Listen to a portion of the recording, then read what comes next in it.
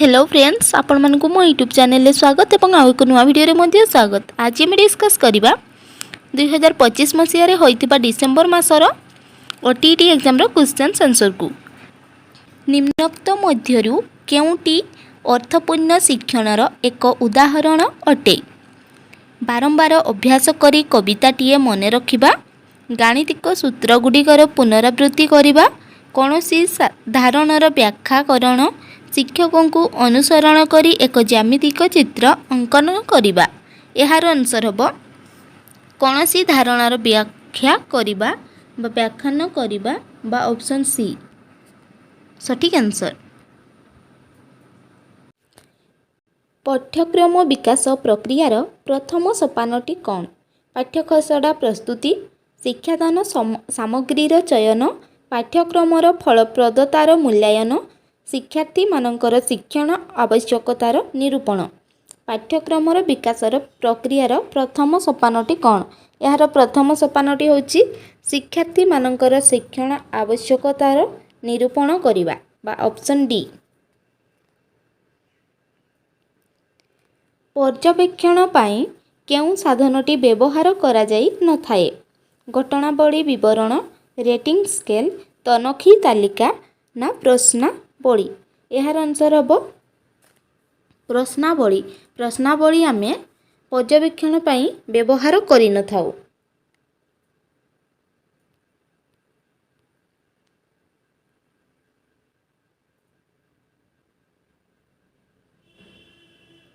निदानात्मक मूल्यांकनर उद्देश्य कौन? शिक्षार्थीर निर्दिष्ट दुर्बलता चिन्हट करिबा, शिक्षार्थीर सामाजिक शिक्षण उपलब्धि जानिबा, विद्यालयर फलप्रद कार्यकारिता जानिबा, सफलता सूचक सर्टिफिकेट प्रदान। यार आंसर हो ऑप्शन ए बा शिक्षार्थीर निर्दिष्ट दुर्बलता चिन्हट करिबा निदानात्मक मूल्यांकनर उद्देश्य। निम्नोक्त मध्यरु केउटी एक आवेगर उदाहरण नुहे? क्रोध, भय, शारीरिक कार्य ना प्रेम? आवेगर उदाहरण माने इमोशन। इमोशन कौटी नुहे? शारीरिक कार्य। शारीरिक कार्य आमर कौनसी आवेग उदाहरण नुहे। Option C. केउं समय को चाप और कष्टर पर्याय कहा जाए? कैसारावस्था, बाल्यावस्था ना युवकावस्था ना वृद्धावस्था? स्ट्रेस एंड स्ट्रेन रो एज होउछि आपण मानकर कैशोरावस्था बा 6 रो ए हे जिवो कैशोरावस्था। पिलाटी केउं अवस्थारे वस्तुर स्थायित्व विषय रे जानिबा आरंभ करे? शैशवावस्था, आद्य बाल्यावस्था, परवर्ती बाल्यावस्था ना कैशोरावस्था? यार आंसर हे जिवो शैशवावस्था बा चाइल्डहुड टाइम रे से गोटे वस्तुर स्थायित्व विषय रे जानिबा आरंभ करे। बहुविध बुद्धि तत्वर प्रवक्ता किए? हार्वर्ड गार्डनर, अल्फ्रेड बिने, जीन पियाजे, एल थॉर्नस्टन? यार आंसर हम हार्वर्ड गार्डनर। बहुविध बुद्धि तत्वर प्रवक्ता होचंती हार्वर्ड गार्डनर।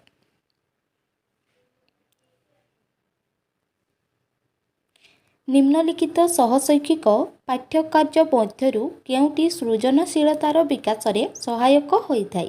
गल्प लिखन, खबरकागज पठन, पाठागार पुस्तक पठन, ग्रिड रे शब्द थियारी, गोलक धंदा? यार उत्तर हम गल्प लिखन। गल्प लिखन होउची सृजनशीलतार विकास रे सहायक होइथाय।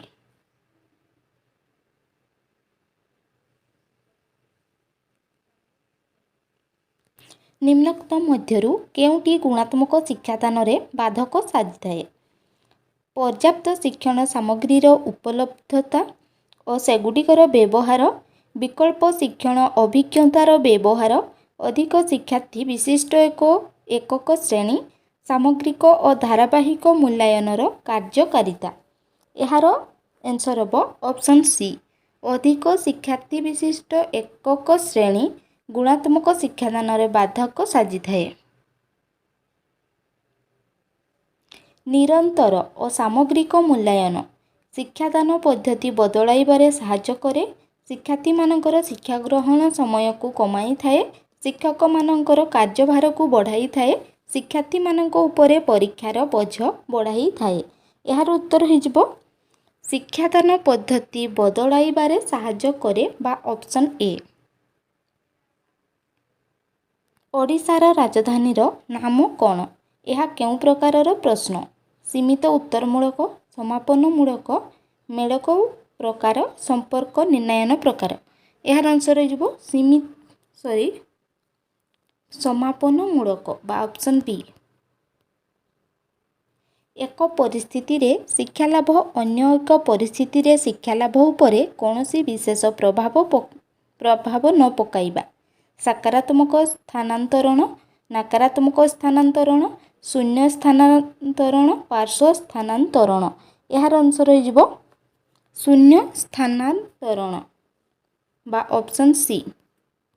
ଶେଷ ବାଲ୍ୟାବସ୍ଥାରେ ଅଧିକାଂଶ ପିଲା ଲମ୍ବା ଏବଂ ପତଳା ହୋଇଯାନ୍ତି କାରଣ ସେମାନେ ଠିକ୍ ଭାବରେ ସନ୍ତୁଳିତ ଖାଦ୍ୟ ଖାଇବାକୁ ପସନ୍ଦ କରିନଥାନ୍ତି, ସେମାନେ ବିଭିନ୍ନ ପ୍ରକାର ରୋଗର ଶିକାର ହୋଇଥାନ୍ତି, ନା ସେମାନେ ଶାରୀରିକ ଗଣ୍ଡି ତୁଳନାରେ ହାତ ଓ ଗୋଡ଼ ଦ୍ରୁତ ବେଗରେ ବଡ଼ ଓ ଶକ୍ତ ହେବାକୁ ଲାଗେ, ଉଚ୍ଚତାରେ ଅତ୍ୟଧିକ ବୃଦ୍ଧି ହେଉଥିବାରୁ ସେମାନେ ସ୍ୱାଭାବିକ ଭାବେ ପତଳା ହୋଇଯାନ୍ତି। ଏହାର ଉତ୍ତର ହେବ ଅପସନ୍ ସି। ପିଲାଟିର ଶରୀରର ଗଣ୍ଡି ତୁଳନାରେ ହାତ ଓ ଗୋଡ଼ ଦ୍ରୁତ ବେଗରେ ବଡ଼ ଓ ଶକ୍ତି ହୋଇଥାଏ, ତେଣୁକରି ସେ ପତଳା ହେବାକୁ ଲାଗେ। Option C. ବିକାଶ ସମ୍ବନ୍ଧରେ କେଉଁ ଉକ୍ତିଟି ଠିକ୍ ନୁହେଁ? ବିକାଶ ବଂଶଗତ ଓ ପରିବେଶର ପ୍ରଭାବ ଉପରେ ପର୍ଯ୍ୟବେସିତ। ପ୍ରାରମ୍ଭିକ ପର୍ଯ୍ୟାୟରେ ବିକାଶ ଅଧିକ ତ୍ୱରାନ୍ୱିତ ହୋଇନଥାଏ। ବିକାଶ ଏକ ଧାରାବାହିକ ପ୍ରକ୍ରିୟା। ନା ଆପଣମାନଙ୍କର ପ୍ରତ୍ୟେକ ବ୍ୟକ୍ତିର ବିକାଶର ଧାରା ସ୍ୱତନ୍ତ୍ର। ଏହାର ଆନ୍ସର ହେବ ପ୍ରାରମ୍ଭିକ ପର୍ଯ୍ୟାୟରେ ବିକାଶ ଅଧିକ ତ୍ୱରାନ୍ୱିତ ହୋଇନଥାଏ। ଏହା ଠିକ୍ ନୁହେଁ। ଆମର ପ୍ରାରମ୍ଭିକ ପର୍ଯ୍ୟାୟରେ ବିକାଶ ତ୍ୱରାନ୍ୱିତ ହୋଇଥାଏ, ଏଠାରେ ନଥାଏ ଅଛି, ତେଣୁକରି ଏହା ଆପଣମାନଙ୍କର ଭୁଲ ରହିଛି ବିକାଶ ସମ୍ବନ୍ଧରେ। ନିମ୍ନଲିଖିତ ଉକ୍ତିଗୁଡ଼ିକ ମଧ୍ୟରୁ କେଉଁଟି ବ୍ୟକ୍ତିର ବିକାଶର ନିୟମ ସହ ସମ୍ପୃକ୍ତ? ବିକାଶ ହେଉଛି କେବଳ ପରିମାଣାତ୍ମକ, ଏଠାରେ କେବଳ ଦେଇଛି, ତେଣୁକରି ଏହା ଭୁଲ ରହିଛି। ବିକାଶ ହେଉଛି କେବଳ ଗୁଣାତ୍ମକ, ତେଣୁକରି କେବଳ ଲାଗିଥିଲେ ତାହା ଭୁଲ ହୋଇଥାଏ। ବିକାଶ ସବୁବେଳେ ଆନୁପ୍ରାସ୍ଥିକ। ଆପଣମାନଙ୍କର ବିକାଶ ହେଉଛି ଉଭୟ ପରିମାଣାତ୍ମକ ଓ ଗୁଣାତ୍ମକ। ଏହାର ଉତ୍ତର ହୋଇଯିବ ଅପସନ୍ ଡି। ବିକାଶ ହେଉଛି ଉଭୟ ପରିମାଣାତ୍ମକ ଓ ଗୁଣାତ୍ମକ।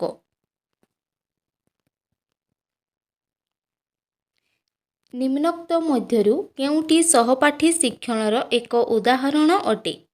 ଶ୍ରେଣୀରେ ପାଠ୍ୟପୁସ୍ତକ ପଢ଼ିବା, ଶ୍ରେଣୀରେ ଶିକ୍ଷକଙ୍କୁ ଶୁଣିବା, ଶିକ୍ଷକଙ୍କ ସହାୟତାରେ ନ୍ୟସ୍ତ କାର୍ଯ୍ୟ ସମ୍ପାଦନ କରିବା, ମାନଚିତ୍ର ବ୍ୟବହାର କରି ଦଳରେ ଆଲୋଚନା କରିବା। ଏହାର ଉତ୍ତର ହୋଇଯିବ ଅପସନ୍ ଡି। ମାନଚିତ୍ର ବ୍ୟବହାର କରି ଦଳରେ ଆଲୋଚନା କରିବା ହେଉଛି ସହପାଠୀ ଶିକ୍ଷଣର ଏକ 21, 23, 24 ଏବଂ 27, 25ର ମଧ୍ୟମାନ କେତେ? ମଧ୍ୟମାନ କାଢ଼ିବା ବେଳେ ଆମେମାନେ ପ୍ରଥମେ ସଂଖ୍ୟାଗୁଡ଼ିକୁ ଛୋଟରୁ ବଡ଼ କ୍ରମରେ ଲେଖିବା। 21, 21, 23, 24 21, 21, 23, 24, 25 ଏବଂ 27। ପ୍ରଥମେ ସଂଖ୍ୟାଗୁଡ଼ିକୁ ଛୋଟରୁ ବଡ଼ କ୍ରମରେ ସଜେଇ ଲେଖିବା। ତାପରେ ପ୍ରଥମେ ଏପଟୁ 2 ଜଣଙ୍କୁ ଛାଡ଼ିବା, ଏପଟୁ 2 ଜଣଙ୍କୁ, ତାପରେ ମଝିରେ ରହିଲା 23 ଏବଂ 24, ତାକୁ ପ୍ଲସ୍ କରିବା। 23 ଏବଂ 24କୁ ପ୍ଲସ୍ କଲା ପରେ 47 ହୋଇଯିବ। 47କୁ ଆମେ 2 ଦ୍ୱାରା ବିଭାଜ୍ୟ କରିବା। ଆମର ଆନ୍ସର ହୋଇଯିବ 23.5। ତେଣୁକରି ଏହାର ଆନ୍ସର ହୋଇଗଲା ଅପସନ୍ ଡି।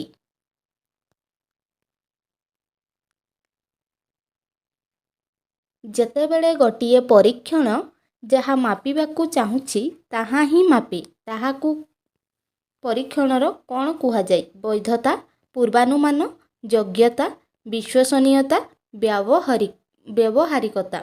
ଏହାର ଉତ୍ତର ହୋଇଯିବ ବୈଧତା ବା ଅପସନ୍ ଏ। ଯେତେବେଳେ ପରୀକ୍ଷଣ ଯାହା ମାପିବାକୁ ଚାହୁଁଛନ୍ତି ତାହା ହିଁ ମାପେ ସେତେବେଳେ ଆମେ ବୈଧତା କହିଥାଉ ବା ଭ୍ୟାଲିଡିଟି କୁହାଯାଏ। ଉପଲବ୍ଧି ପରୀକ୍ଷଣ ଦ୍ୱାରା ନିମ୍ନ ମଧ୍ୟରୁ କାହାର ଆକଳନ କରାଯାଏ? ବିଷୟ ନିରୂପଣତା, ଶିକ୍ଷଣ ଅସୁବିଧା, ପ୍ରବେଶ ଜ୍ଞାନ ନା ମନୋବୃତ୍ତିର ପରିବର୍ତ୍ତନ। ଏହାର ଆନ୍ସର ହୋଇଯିବ ବିଷୟ ନିପୁଣତା ବିଷୟରେ ଆମେ ଆକଳନ କରିପାରୁ।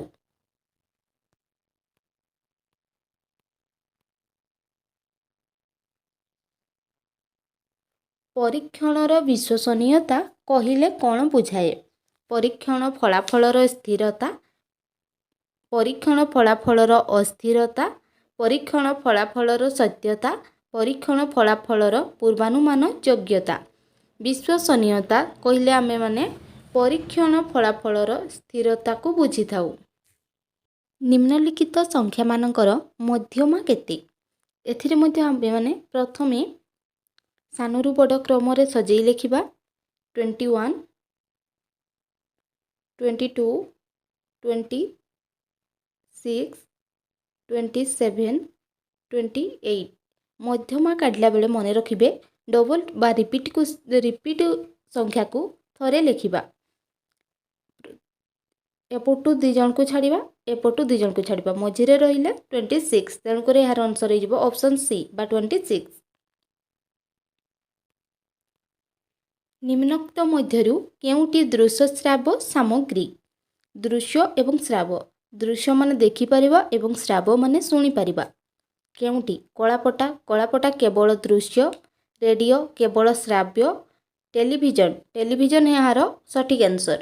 ଟେଲିଭିଜନକୁ ଆମେ ଦେଖିପାରୁ ଏବଂ ଶୁଣି ମଧ୍ୟ ପାରୁ।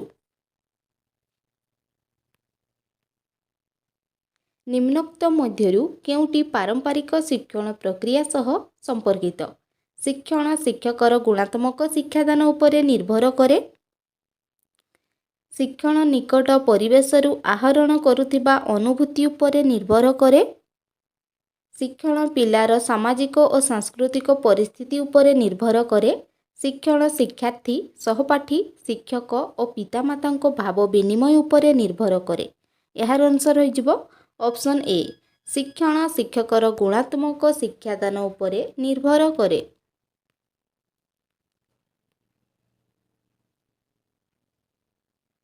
ପରବର୍ତ୍ତୀ ବାଲ୍ୟାବସ୍ଥା ସହ ବୌଦ୍ଧିକ ବିକାଶର କେଉଁ ପର୍ଯ୍ୟାୟ ସମ୍ପର୍କିତ? ସମ୍ବେଦୀକାରକ ପର୍ଯ୍ୟାୟ, ପ୍ରାକ୍ ସଂକାର୍ଯ୍ୟଧର୍ମୀ ପର୍ଯ୍ୟାୟ, ସ୍ଥୂଳ ସଂକାର୍ଯ୍ୟଧର୍ମୀ ପର୍ଯ୍ୟାୟ, ବିମୂର୍ତ୍ତ ସଂକାର୍ଯ୍ୟଧର୍ମୀ ପର୍ଯ୍ୟାୟ। ଏହାର ଆନ୍ସର ହୋଇଯିବ ଅପସନ୍ ସି ସ୍ଥୂଳ ସଂକାର୍ଯ୍ୟଧର୍ମୀ ପର୍ଯ୍ୟାୟ। ବାଲ୍ୟାବସ୍ଥା ସହ ବୌଦ୍ଧିକ ବିକାଶର ସମ୍ପର୍କିତ। B.F. ସ୍କିନର କେଉଁ ଶିକ୍ଷଣ ତତ୍ତ୍ୱ ସହ ସମ୍ପୃକ୍ତ? ପ୍ରଯତ୍ନ ଓ ପ୍ରମାଦ, ଶାସ୍ତ୍ରୀୟ ଅନୁବନ୍ଧନ, ଯାନ୍ତ୍ରିକ ଅନୁବନ୍ଧନ, ଅନ୍ତର୍ଦୃଷ୍ଟି ଶିକ୍ଷଣ। ଏହାର ଉତ୍ତର ହୋଇଯିବ ଅପସନ୍ ସି ଯାନ୍ତ୍ରିକ ଅନୁବନ୍ଧନ ଦ୍ୱାରା ସମ୍ପର୍କିତ। ମନ ସାମାଜିକ ବିକାଶ ତତ୍ତ୍ୱର ସ୍ରଷ୍ଟା କିଏ? ଲୋରେନ୍ସ କୋଲବର୍ଗ, ଏରିକ୍ ଏରିକସନ୍, ଜିନ୍ ପିଆଜେ, ଲିଭ୍ ଭାଇଗୋଟ୍ସ୍କି। ଏହାର ଆନ୍ସର ହୋଇଯିବ ଏରିକ୍ ଏରିକସନ୍ ମନ ସାମାଜିକ ବିକାଶ ତତ୍ତ୍ୱର ସ୍ରଷ୍ଟା ବା ସାଇକୋସେକ୍ସୁଆଲ ଡେଭଲପମେଣ୍ଟର ଜନକ। ନିମ୍ନୋକ୍ତ ମଧ୍ୟରୁ କେଉଁଟି ସୃଜନଶୀଳ ଚିନ୍ତନର ଲକ୍ଷଣ ଅଟେ?